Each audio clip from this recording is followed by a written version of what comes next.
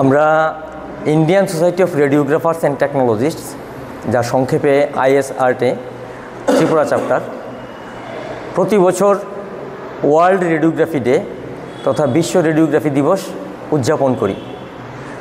বিশ্ব রেডিওগ্রাফি দিবসটা মূলত যে দিনটাতে আজ থেকে 130 বছর আগে 1895 সালে এক্স রশ্মি আবিষ্কার হয়েছিল। বিখ্যাত জার্মান পদার্থবিদ স্যার উইলহেম কনাদ রঞ্জন এই এক্স রশ্মি আবিষ্কার করেছিলেন।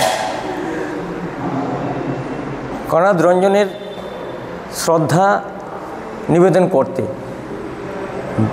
বিশ্ব স্বাস্থ্য সংস্থা 8 নভেম্বর, যে দিনটাতে এক্সটা আবিষ্কার হয়েছিল, সেই দিনটাকে ওয়ার্ল্ড রেডিওগ্রাফি ডে হিসাবে উদযাপনের জন্য স্থির করেছে এবং সারা বিশ্বের সাথে আমরা ত্রিপুরা রাজ্যেও এই দিনটিকে উদযাপিত করি ওই দিন র্যালির মাধ্যমে। পরবর্তী সময়ে একটা দিনে আমরা একটা উদযাপন অনুষ্ঠান করি, সেই সঙ্গে এখানে স্টুডেন্টদের CME প্রোগ্রাম হয়, কুইজ হয়, অন্যান্য প্রোগ্রাম থাকে। আজকে মূলত উদযাপন অনুষ্ঠান। আমরা এবছরও 8 নভেম্বর ওয়ার্ল্ড রেডিওগ্রাফি ডে উপলক্ষে র্যালি করেছি। আমাদের সঙ্গে সহযোগিতায় রয়েছে ত্রিপুরা ইনস্টিটিউট অফ প্যারামেডিক্যাল সায়েন্সের স্টুডেন্টস এবং private radiology and technologist association এবং government radiology and technologist association. আজকের অনুষ্ঠানে আমাদের সাথে আছেন ISRT ন্যাশনাল কমিটির vice president doctor Sunil Kumar. উনি কেরালা থেকে এসেছেন, আমাদের সঙ্গে আছেন। আজকের অনুষ্ঠানে তিনি আমাদের বিশেষ অতিথি হিসাবে এখানে উপস্থিত হয়েছেন।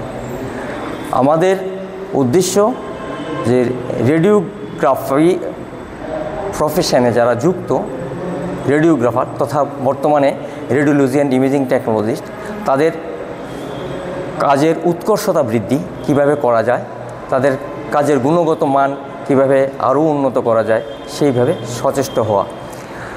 রেডিওগ্রাফি অ্যান্ড টেকনোলজিস্ট, মেডিকেল টেকনোলজিস্টদের একটা গুরুত্বপূর্ণ ভূমিকা রয়েছে চিকিৎসা বিজ্ঞানে। যে কোনো রোগী প্রথম হাসপাতালে এলেই প্রথম রেডিওলজি ডিপার্টমেন্টের কাছেই শরণাপন্ন হয়। প্রথমেই একটা এক্সরে, চেস্ট এক্সরে বা হাত পা ভেঙে গেলে কোথাও রোগীর এক্সরের দরকার পড়ে। বিভিন্ন সময় অ্যাক্সিডেন্টের রোগী বা যারাই রোগী হিসেবে ডাক্তারের কাছে আসেন ইমার্জেন্সিতে। এছাড়া সোনোগ্রাফি, এটাও ইমার্জেন্সি, পেটের কোনো রোগ, জটিল রোগ ইত্যাদির ক্ষেত্রে সোনোগ্রাফির একটা গুরুত্বপূর্ণ ভূমিকা রয়েছে। এক্স রশ্মির উন্নত রূপ হচ্ছে সিটি স্ক্যান। সিটি স্ক্যান মেশিনের মাধ্যমে বর্তমানে শরীরের অভ্যন্তরের ছবি আমরা তৈরি করতে পারছি এবং রিপোর্ট দিচ্ছি। আরও উন্নত প্রসেস হচ্ছে MRI।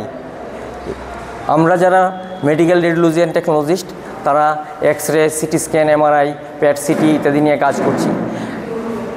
রোগ নির্ণয়ের ক্ষেত্রে চিকিৎসা বিজ্ঞানে রেডিওলজি ডিপার্টমেন্টের ভূমিকা অত্যন্ত গুরুত্বপূর্ণ। আমরা সেই গুরুত্বপূর্ণ কাজেই অগ্রণী সৈনিক হিসেবে কাজ করে যাচ্ছি এবং বিভিন্ন জটিল রোগ, ব্রেন টিউমার বা বিভিন্ন শরীরের ভিতরের কোনো জায়গাতে ক্যান্সার সঠিকভাবে নিরূপণের জন্য রেডিওগ্রাফির ভূমিকা যথেষ্ট গুরুত্বপূর্ণ। আমরা সর্বদাই চেষ্টা করি রোগীর পরিষেবা যাতে আরও উন্নত হয়, আমাদের যাতে রিপোর্টের উপর যাতে সঠিক চিকিৎসা শুরু করা যায়। আমরা যে ছবি তৈরি করে দিই রোগ নির্ণয়ের জন্যে, সেই ছবির উপর ভিত্তি করেই বিভিন্ন ডাক্তারবাবুরা রোগীর চিকিৎসা করে থাকেন। তো আগামী দিনে রেডিওলজি প্রফেশনের সঙ্গে যুক্ত যারা রয়েছেন তাদের উৎকর্ষতা আরও বৃদ্ধি পাক, তারা আরও পরিষেবা প্রদান করুক।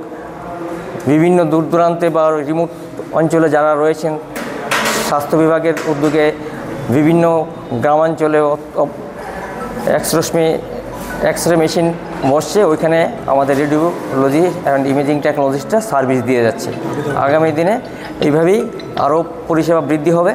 আমরা চাইছি, যেহেতু এই রেডিওলজি প্রফেশনে যারা যুক্ত এবং রেডিওলজির গুরুত্বপূর্ণ ভূমিকা রয়েছে, সেই জন্য সরকারের কাছে আমরা দাবি করছি যে আরও বেশি সংখ্যক রেডিওলজি অ্যান্ড ইমেজিং টেকনোলজিস্ট নিয়োগ করা হোক।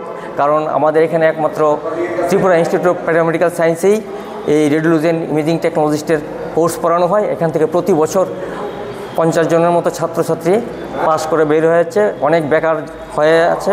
কাজেই আগামী দিনে যাতে অতি সত্বর নিয়োগ করা হয়, তাতে আমাদের রাজ্যের উন্নতি হবে এই আশা রাখি।